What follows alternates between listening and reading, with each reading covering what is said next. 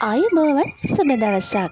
අපි අද කතා කරන්න යන්නේ ඔබේම වත්තේ හෝ ගෙවත්තේ බණ්ඩක්කා වගා කරන ආකාරය ගැන. බණ්ඩක්කා කියන්නේ පෝෂ්‍ය පදාර්ථ වලින් පිරුණු වගා කිරීමට ඉතා පහසු එළවලුවක්. මෙය උද්භිද විද්‍යාත්මකව අබෙල්මස්කව් එක්සලන්තස් ලෙස හඳුන්වනු ලබන අතර මැලවේසියේ කුලයට අයත් වෙනවා. ශ්‍රී ලංකාවේ උඩරට තෙත් කලාපය හැර අනිකුත් ඕනෑම දේශගුණික කලාපයක වගා කළ හැකි එළවලු භෝගයක් වන අතර පහසුවෙන් වගා කළ හැකිවීම නිසා බොහෝ එළවලු ගොවීන් අතර බණ්ඩක්කා භෝගය ප්‍රචලිත වෙමින් පවතිනවා. මෙහි ප්‍රධාන වශයෙන්ම නොමේරු කරල් ආහාරයට ගනු ලබයි. නමුත් ඉන්දියාව අප්‍රිකාව වැනි රටවල බණ්ඩක්කා කොළද ජනප්‍රිය එළවලුවක් ලෙස ආහාරයට ගන්නවා. විවිධ ආකාරයට ආහාර සඳහා සකස් කරගත හැකිවීමත් පෝෂණ ගුණයත් නිසා පාරිභෝගිකයන් අතර බණ්ඩක්කා සඳහා හොඳ ඉල්ලුමක් පවතිනවා.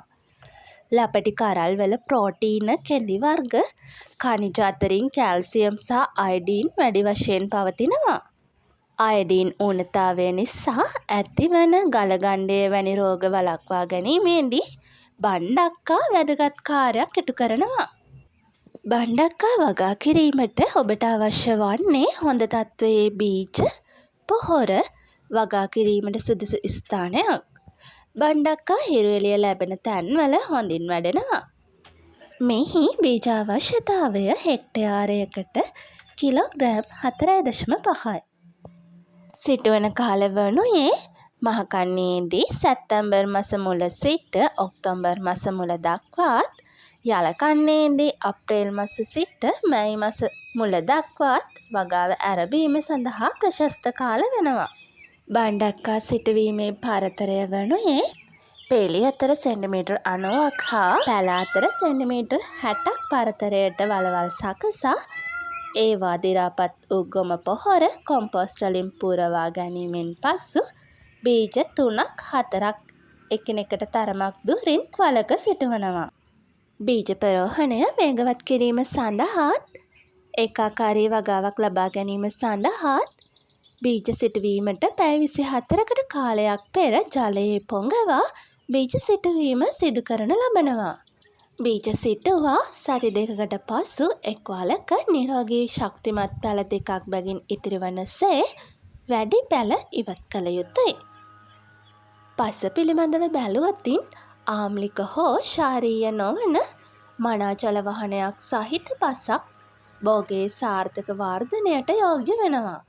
ජල සම්පාදනය පිළිබඳ බැලුවතින් බීජ සිටුවා මුල් දින කිහිපය තුළ දිනපතා ජලය සම්පාදනය කළ යුතුයි.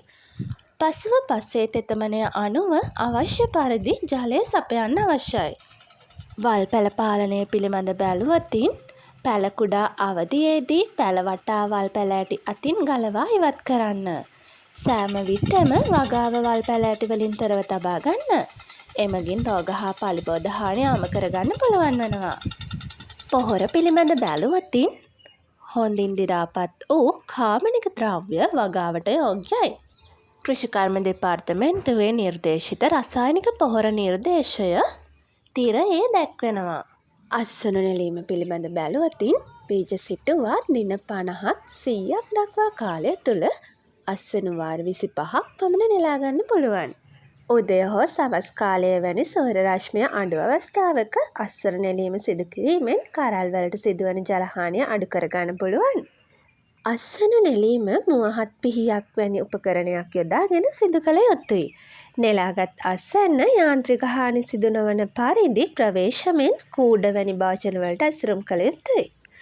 අස්වනු වාර එකතු කරන භාජන සිනිඳු මතු පිටක් හා හොඳින් වාතාශ්‍රය ලැබෙන පරිදි නිමවා තිබිය යුතුයි.